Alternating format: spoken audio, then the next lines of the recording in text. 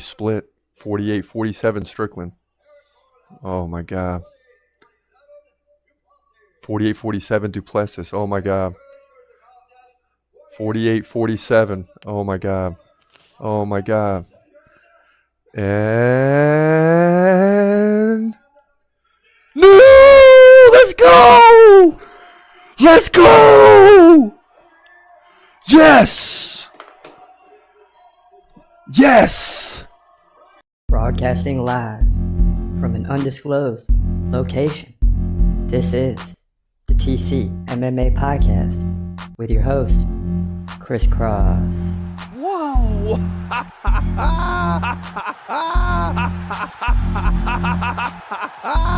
Dana White privilege. Let's go, baby! Let's go! Let's go! Let's go! Let's go, baby! Dana White privilege. Privilege. Privilege.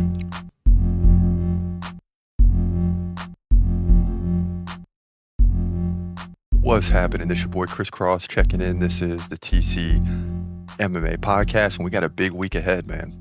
A huge week ahead. UFC 312 middleweight division title on the line in the rematch. Du Plessis versus Sean Strickland.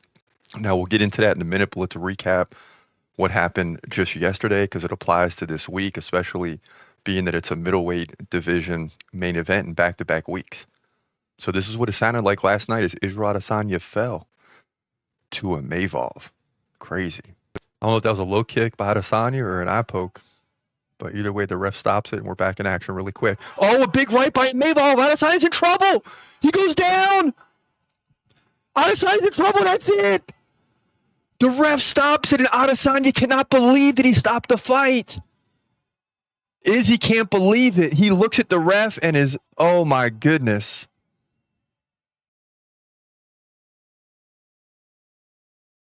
Oh my goodness. Should that fight have been stopped? Adesanya cannot believe that the ref stopped the fight. Yes, Mavov landed a big punch, but Adesanya's up and he looks fine, and he cannot believe it. I mean, Adesanya's the long career that he's had.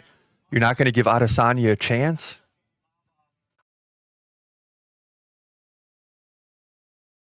And you just see the Adesanya is not happy with that decision. He's not a guy that's going to argue it with the ref or anything like that, but he's very dejected. He's walking around shaking hands. He's fine. Let's see the replay.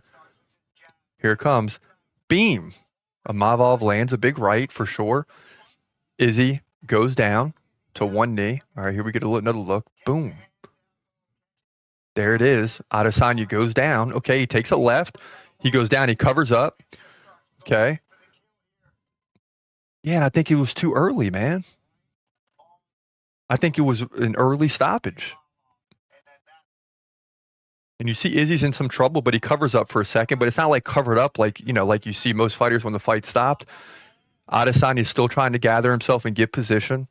And then he looked at the ref like, are you serious?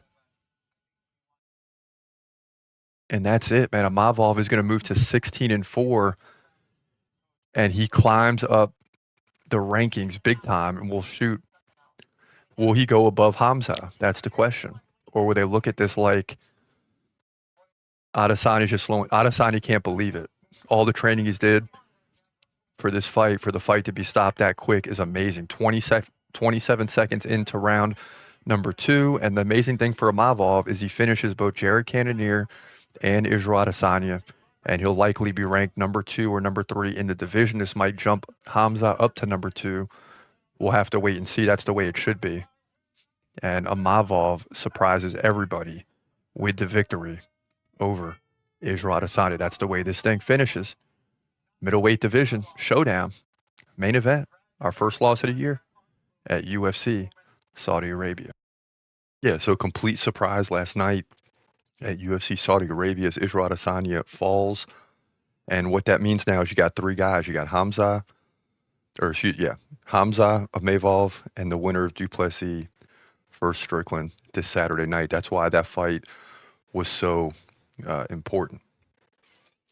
Now, last night, that's the way that it looked at UFC Saudi Arabia, right? 7-4 night. We started out strong at 4-1. Then hit some rough patches in the final 6, going 3 for 3, or 3 and 3.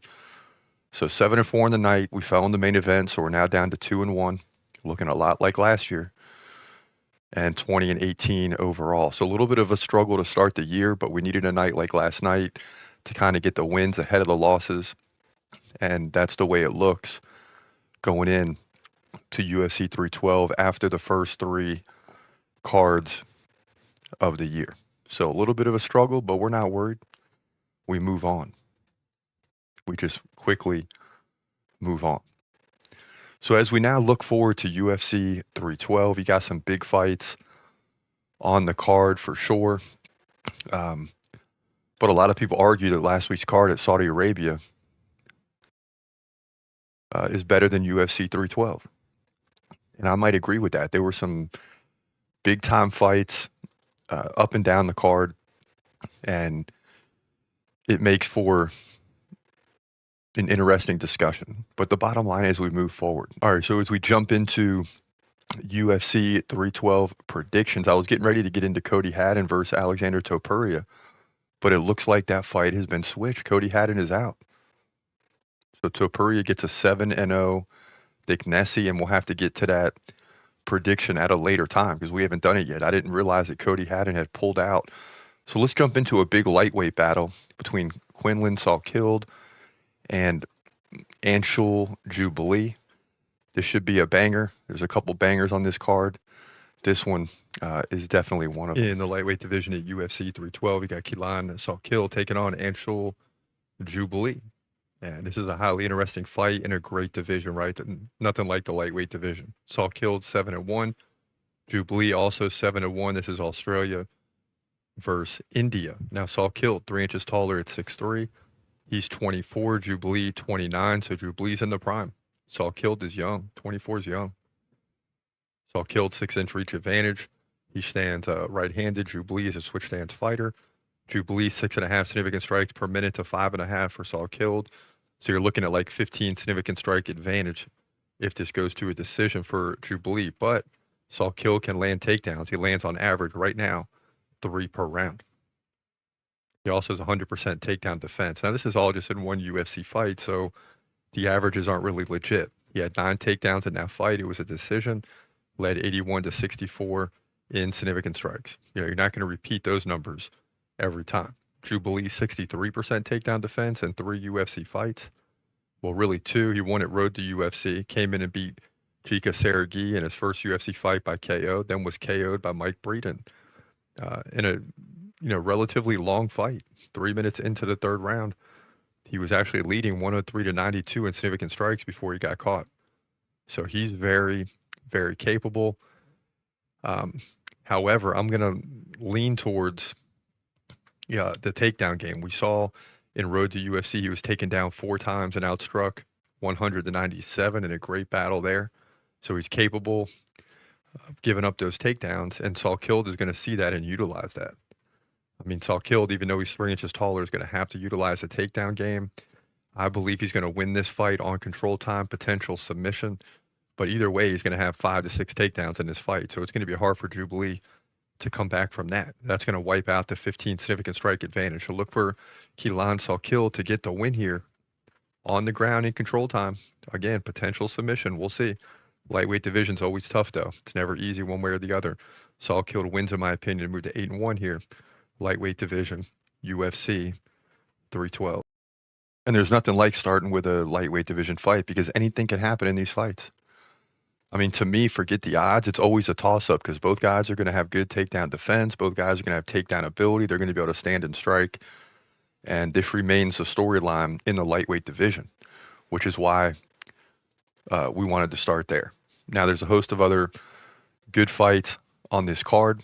But as we jump into the top 3 where things start to get interesting, you got Justin Tafa versus Talison Teixeira. This is one of the big 3. People are talking about this one. So let's jump into this fight right now. In the heavyweight division at UFC 312, you got Justin Tafa coming in at 7-4, taking on Talison Teixeira, Brazilian. Comes in at a perfect 7-0. And this is a big height difference. Teixeira, 7 inches taller. He stands at 7. He's just 25 years old. Tafa, 31, right in the middle of the prime. Teixeira, 9-inch reach advantage, 83 to 74. My goodness. He stands right-handed. Tafa stands left-handed. Teixeira in limited action, nearly 15 significant strikes per minute. Of course, that's not a true average. Tafa, 4.1 per minute. Neither guy any takedowns to speak of. Tafa, 50% takedown defense. Shouldn't matter in this one, hopefully. He's coming off the loss to Carl Williams. Gave up 7 takedowns. Lost by decision. Dominated on the ground. However, he did KO Austin Lane before that, so he's 1-1 in the last 2. Before that, he beat Parker Porter, Harry Hunsucker, lost to Jared Vanderey. So, again, he's just 7-4. That's a lot of losses. Teixeira's coming off the win at the Contender Series this past season against Arthur Lopez, first round KO. So, really hard fight to judge. I mean, Tafa's got a little more experience, but hasn't been great, right? I mean, 7-4, 4 losses is a lot this early in the career. If you're gonna have 4 losses, maybe you're 12-4, something like that. So Tafa's capable of losing, but he's also beat guys that show he's competitive and can fight. So where is Teixeira uh, within that group that he's faced? Hard to say at this point, but I'm going to lean towards Taliesin Teixeira. When it's this close, of course, I like the undefeated fighter, and when it's close, I definitely like the Brazilian. So both of those are telling me to take a chance here on Teixeira, and it is a chance because you don't know what level he's at. You just got to believe in this one that he's going to beat Justin Tafa, and I think he will. Likely by decision. He may have to utilize the ground game. We'll see. I mean, he's very tall though at 6'7", so he's trying to land KOs. He's trying to, keep that jab, keep the distance, land the big right when he can. And this is the heavyweight division, folks. So something's going to happen here, but it's going to be good for Taliesin Teixeira, in my opinion. He'll win by KO or maybe decision. If it is a decision, he's going to land some takedowns, so be ready for that. He'll move to 8-0 heavyweight division, UFC 312. Yeah, what it comes down to for me is that I just have not been impressed with either Junior or Justin Tafa. So when I'm looking at him taking on an undefeated fighter, I gotta believe the undefeated fighter in Taliesin Teixeira will get the victory. Maybe I'm wrong. You never know. But at the same time, that's just the way that I see that fight going. All right, so as we march forward and we get into the co-main event, this is where things get interesting in a hurry because you got Zhang Weili, the current champ, taking on Tatiana Suarez, and this is going to be a high-level fight where you finally get an undefeated fighter in Suarez coming up to challenge Zhang Weili. And if she can get the win, we have a new superstar in the making. But it's not going to be easy to take down Zhang Weili. So which way will we go in this one? We don't want to give it away. So let's get into it right now. In the women's strawweight division, for the women's strawweight division title, you got champion Zhang Weili coming in at 25-3. She's from China, right? Taking on the undefeated 11-0 Tatiana Suarez, fighting out of USA. So China versus USA in this one. Suarez 1 inch taller at 5'5". She's 34. Zhang Weili 35. And we've seen this in the women's divisions, right? The older the fighters get, the prime window for the women seems to be much later than the men. The men are like 27 to 33. The women are like 30 to 36, 37 years old. So they're right in the prime. Suarez, 3-inch reach advantage. She fights left-handed or southpaw. Zhang Weili is a switch stance fighter. Zhang Weili is going to be more active on the feet, 5.7 significant strikes per minute to 4.3 for Suarez. But Suarez lands 2 takedowns on average per round. Zhang Weili gets like 2 every 3 rounds. So she more than doubles up Zhang Weili on the ground. Now, Zhang Weili, not great takedown defense at just 50%. That could be a problem. But she's winning. She beat Yan Xiaonan by decision, dominant, in dominant fashion, 106-43 in significant strikes, 6-3 on the ground against Amanda Lemos, 6 takedowns to none, 163-24 in significant strikes. So it's like the old Zhang Weili is back. You remember she lost back-to-back fights to Rose Namajunas by KO and split decision. But since then, she's run off 4 straight victories. Suarez, 100% takedown defense. That'll be tested in this fight. if Zhang Weili decides to go to the ground. Now, Suarez beat Jessica Andrade by submission, beat Montana De La Rosa by submission, Nina Nunes, decision. So she's rolling as well. And what you see from Suarez is she just takes the numbers of her opponents and brings them way down. Like Jessica Andrade, she took her down 3 times, held her to 11 significant strikes and over 6.5 minutes of action. So that's going to be the big question mark. Can she slow down Zhang Weili like she does with other opponents? And can she dominate the ground? We saw Zhang Weili had 12 takedowns in the last 2 fights. Suarez has had 9 in the last 3. So, boy, this is a tough one because you got Suarez on the come up. This is a big time levels fight, obviously, because you're fighting for the title. Zhang Weili is rolling right now. And this is a tough one for me. I want to see Tatiana Suarez win. Do I believe she can win? Yes. Zhang Weili is the favorite, but I'm going to take a chance here, man. Something just tells me it's Tatiana Suarez's time. This is going to be a big fight, and she's going to try to dominate the ground. And if she can't do that in the first 2 rounds, right? If she gets beat in the first 2 rounds, even if if it's not a finish, hopefully, she's not going to win this fight. But if she can show in the first 2 rounds that she can dominate the ground in one of those 2, she's going to go on to win 2 of the next 3 rounds to take the title 48-47, in my opinion, by decision. If she could submit Zhang Weili, that would be even better. I don't believe that's going to happen. You never know. I mean, that would be huge. But Tatiana Suarez, in my opinion, is going to win the belt. And what better to have an American fighter at the top of the women's strawweight division and one that's undefeated at 12-0. That's my opinion. That's what I think happens.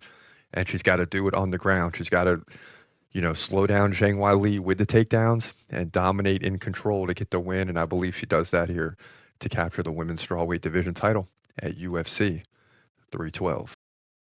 Yeah, so it just comes down to control. I mean, she's going to have to control Zhang Weili. Easier said than done because Zhang Weili is a striker, has good takedown defense. If she's on the ground, she can defend herself there as well. But Tatiana Suarez is undefeated for a reason, and I expect her to bring it in this fight and walk out with the victory. Just hard to say how. It's hard to see Zhang Weili get submitted, but Tatiana Suarez is that good. Now, as we march forward, we get into the big main event, middleweight division. This is the rematch. This is how it went down the first time around. If I had to make a prediction for how this is going to go, I'm going to say Sean Strickland's going to win the decision.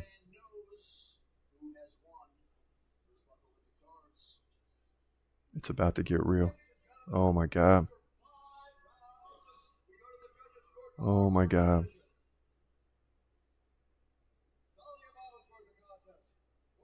It's going to be split. 48-47 Strickland. Oh, my God. 48-47 Du Plessis. Oh, my God. 48-47. Oh, my God. Oh, my God. And... No! Let's go! Let's go! Yes! Yes! Dricus just stole the belt, baby. Dricus just stole the belt. What'd I tell y'all, man? We'll take the 6-6 night with the 2-0 in the main event on the year. Let's go. Wow. Wow. Dricus Du Plessis steals the belt with a split decision. And just that drama for those last 5 seconds might have made the whole night worth it. I don't know. But Dricus stole the belt. He's 21-2. And he says, hey, I'm not fighting Hamza. So forget about it. We'll talk about that next week. But for right now, Dricus Du Plessis is pumped. He stole the belt. And Sean Strickland has fallen. Despite dominating the stats, Sean Strickland has fallen. South Africa is going crazy right now to have a middleweight champion here at UFC 297. You know, what's crazy is a year later, we're in the same position in the middleweight division. I mean, really, just 1 year later, we get the same. So nothing has changed. This is why, as a Hamza fan, it's so frustrating because we know how good he is and we want him to fight for the title. But we got to get through this fight again. A year later, nothing has changed. So who's going to win this year? It's clear that I was rooting for Du Plessis last time around. We get the rematch. Now Sean Strickland is hungry. It's not like he lost easily in the numbers he did, but in terms of the decision, it was split. So Sean Strickland is coming in believing he can win this fight. That's the way he sounds when he speaks. But is that what I believe? Let's jump into it right now. In the middleweight division for the middleweight division title, your main event at UFC at 312, you got Dricus Du Plessis coming in at 22-2. He's the champ, taking on Sean Strickland in a rematch. Strickland 29-6, battling his way, to get back to a title shot after beating Paulo Costa. Both guys 6'1", Du Plessis 30, Strickland 33. Both guys 76-inch reach. Du Plessis is a switch stance fighter. Strickland stands right-handed.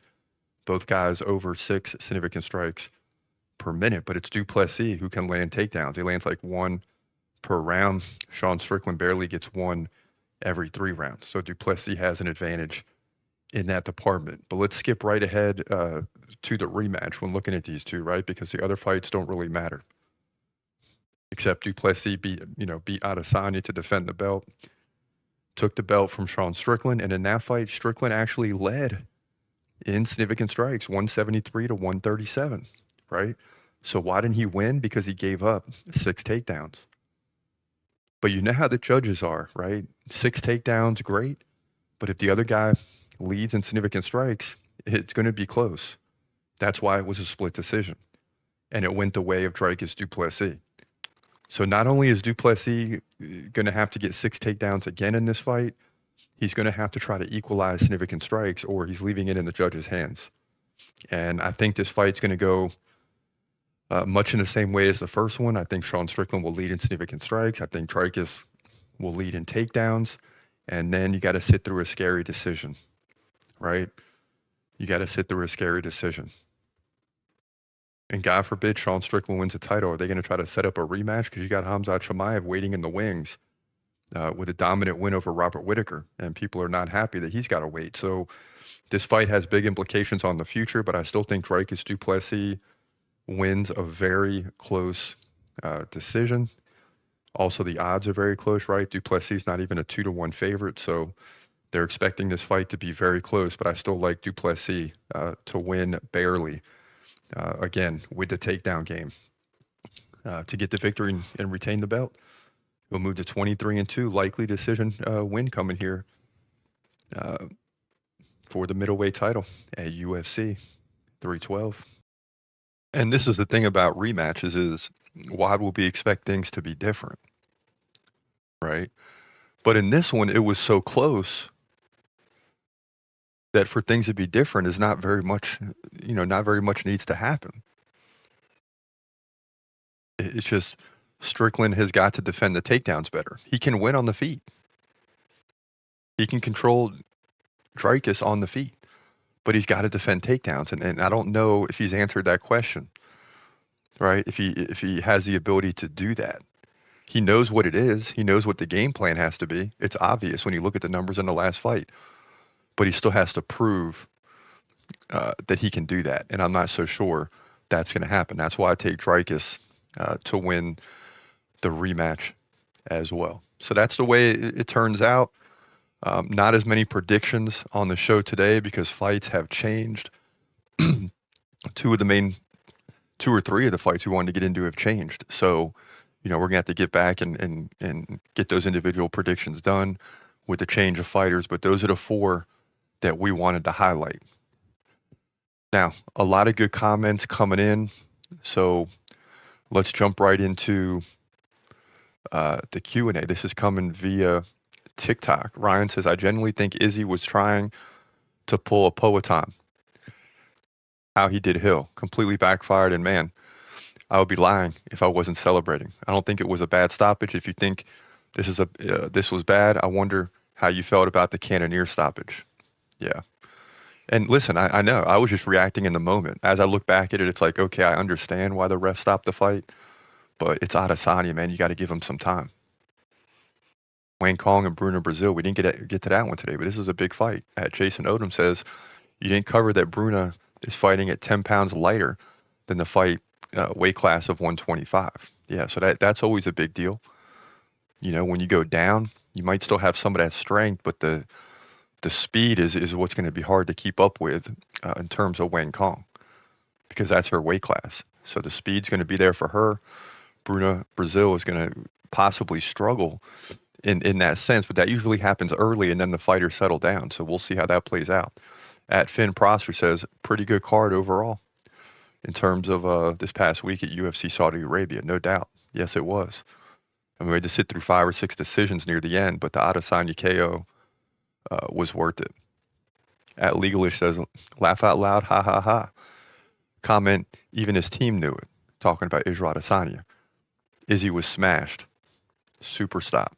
Yes. So people are not holding back. They believe it was a good stoppage. At Bo Jackson said, you said Paige will probably win, but I'm going for Shara. What does that even mean? That means that I'm confused with the pick because I think the fight can go either way. Right? Sometimes that happens. The fight can go either way. Like I'm picking this guy, but I'm not 100% sure. The other guy may, it just comes down to how the fight plays out. And yes, Michael Venom Page got the victory, moving up to the middleweight division. Big win for him. At Ghost Red Bull says, no, he won't. Adesanya won't win. And he was right. It didn't happen. We were wrong for the first time this year. Back to TikTok. Ben says, got a feeling Hamza going to keep that belt for a long time. Yes. Yes, I do believe Hamza keeps the belt for a long time. We just got to sit and wait through all this stuff for it to happen. I mean, it's crazy. Let's get to that fight as soon as possible. Let's make it happen. At Brett Bunk says, I don't think so. MVP is faster, and I don't think the kicks will be effective at that range. Page fights. And you're exactly right. So a lot of people saying Michael Page, a.k.a. Michael Venom Page, is going to win the fight. And people were right. I was wrong on this one. But I was down the middle. I wasn't quite sure. In terms of Bryce Mitchell this past week, I know you guys heard about this. Deuce says he has a history with making remarks that are completely off the wall. This isn't even close to the first, which is crazy because it's probably the worst. He meant what he said, yes. Connor Roush says Bryce said no lies. That's crazy. That's crazy. In terms of Pavlovich versus Rosenstrike, kind of a boring fight, really. Went right into Pavlovich's hands. He said, I got big boy for KO. That didn't happen. In terms of McKinney and Hadzovic, McKinney dominated that fight. McKinney is almost guaranteed a win, which means he will mess around and lose. But oddly enough, he did get the victory, and that's kind of the way things turned out at UFC Saudi Arabia. So a lot of comments coming in to that effect. And, we march forward now. UFC 312 is on the horizon, and I'm glad there's a pay-per-view event this week. Of course, a Super Bowl weekend as well. Last night was WWE SummerSlam, so I had a Royal Rumble, excuse me. See, I'm still catching up with being a WWE fan again, but it's happening because I can see it on Peacock and Netflix now. And Royal Rumble was awesome last night with Jey Uso getting the win. Logan Paul went over the ropes. He was down to the final 3. People were going crazy when Logan Paul got eliminated. Then you had John Cena versus Jey Uso. And we went this summer to WWE when it came here locally, and you could just see the Usos were trending. The momentum is building. And when I saw that happen, I'm like, you see John Cena laying around for like 20 minutes on the mat. Every time he gets hit, he's rolling around. They don't want to take a chance of him making a mistake and falling, right? So because they know he's going to be there at the end. And then it's like Jey Uso versus John Cena, and I'm like, there's no way John Cena is winning, because you can't have that at WrestleMania, because John Cena's not winning and leaving WWE as a champ. That just doesn't happen that way. So I knew Jey Uso was winning that Royal Rumble, and now he gets to fight Cody Rhodes for the title. And guess what? I'm bought in, man. It's like a series on TV, man. I'm bought in. The drama, I love it. And I think Jey Uso may very well win the title, and we'll see a changing of the guard. But that remains to be seen. Big day all over for WWE and UFC yesterday. For now, this is your boy Chris Cross. Until next time, hope you have a great day and God bless. As always, peace.